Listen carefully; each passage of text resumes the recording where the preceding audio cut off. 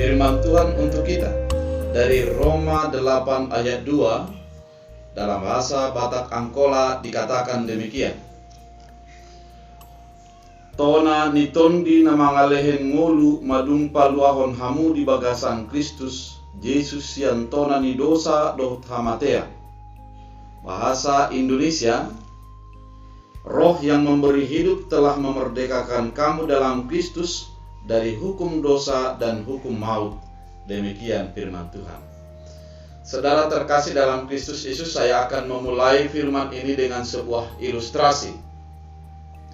Ada dua bersaudara yang kakak beradik. Dalam sehari-hari mereka sangat akrab dan kompak. Namun satu hari ayam masuk ke rumah mereka. Oleh karena marahnya si adik, maka dia melempar ayam itu dengan sendalnya dan matilah ayam tersebut. Kemudian oleh karena sudah mati, maka ketakutan yang sangat luar biasa menjadi diam dalam dirinya, dan kakaknya mengatakan, "Aku kasih tahu nanti sama bapak dan mama." Maka anak-anak tersebut semakin menangis dan ketakutan. Kemudian mereka mengubur ayam itu yang kepunyaan mereka. Setelah dikubur, maka sang kakak mengatakan, "Kalau kau nggak mau kasih tahu, maka setiap apa yang saya suruh harus kau lakukan." Maka sang adik mengatakan, "Ya, saya akan melakukannya." Setelah itu berjalanlah hari. Setelah siap makan, sang kakak menyuruh cuci piring kita. Maka si adik kelihatan mau cemberut. Maka sang kakak mengatakan, begitu. Langsung ketakutan adiknya karena teringat dia dengan ayam. Dan dia mencuci piring. Hari bertambah hari, setiap mau disuruh bekerja, sang adik harus melakukan mencuci piring, mencuci baju, menyetrika baju, menyapu, dan kakak hanya tenang dan diam, tidak mengerjakan apa-apa. Kemudian lama-kelamaan dia merasa, kalau begini saya akan diperbudak oleh kakak saya.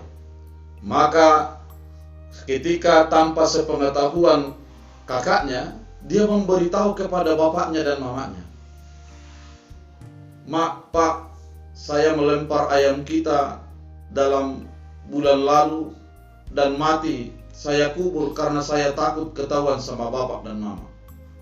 Bapak dan mamanya langsung memeluknya. "Kenapa harus ketakutan? Karena memang itu bukan salahmu. Kalau kau kasih tahu kan bisa kita makan bersama ayamnya." Maka terbebaslah perasaan anak ini dari dosa yang diperbuatnya. Dan ketika dihantui oleh kakaknya lagi, maka dia menjadi tidak takut lagi karena sudah mendapat pembebasan perasaan daripada orang tuanya. Saudara terkasih, ini adalah gambaran keberdosaan. Keberdosaan menjadikan kita untuk menjadi dihantui oleh dosa itu, diikuti oleh dosa itu. Keberdosaan menjadikan kita menjadi budak dosa, di mana ketika kita melakukan sebuah dosa akan tambah dengan dosa-dosa yang lain yang mencoba untuk mengikutinya. Dan ketika kita sudah berbuat dosa, terkadang dicoba untuk diungkit-ungkit kembali sehingga perasaan berdosa itu semakin mendalam dan kita merasa semakin jauh daripada Tuhan. Saudara, dalam firman Tuhan ini dikatakan bahwa Roh Kudus memberikan kita kebebasan dari hukum dosa dan hukum maut. Ketika Roh sudah diam di dalam hati kita, ternyata kita akan menyadari bahwa dosa kita telah ditebus, telah diselesaikan oleh Kristus Yesus, dan kita saat ini adalah hidup di dalam kasih karunia. Dosa tidak berkuasa lagi di dalam diri kita, dan maut tidak lagi menjadi bahagian daripada kita. Maut itu bagian daripada orang yang jauh daripada Allah, bahagian orang yang belum percaya kepada Kristus Yesus. Namun ketika kita sudah meyakini bahwa Roh Kudus telah diam di dalam hati kita, maka kita menyadari kita sudah diselamatkan. Keselamatan yang disediakan oleh Kristus Yesus itu adalah keselamatan yang permanen. Memang sulit kita untuk melihat apakah kita orang berdosa atau tidak. Namun Roh itu memberi jaminan kepada kita, memberi garansi kepada kita bahwa kita telah beroleh keselamatan, bahwa kita telah dilepaskan dari hukum dosa.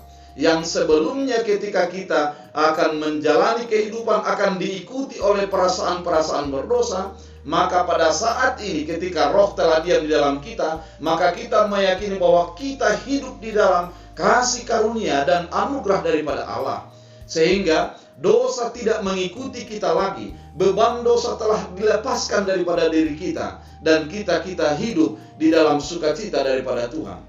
Ketika kita akan menghembuskan napas terakhir yang seharusnya ke dalam keberdosaan, kita akan masuk ke dalam maut untuk selama-lamanya. Namun ketika Kristus Yesus yang sudah mati dan bangkit itu telah membangkitkan kita dan menyelamatkan kita dan membebaskan kita juga di dalam kehidupan keberdosaan kita, dan kita beroleh kehidupan yang kekal. Apakah yang menjadi mengingatkan itu kepada kita? Yang mengingatkan itu kepada kita adalah Roh yang diam di dalam hati kita.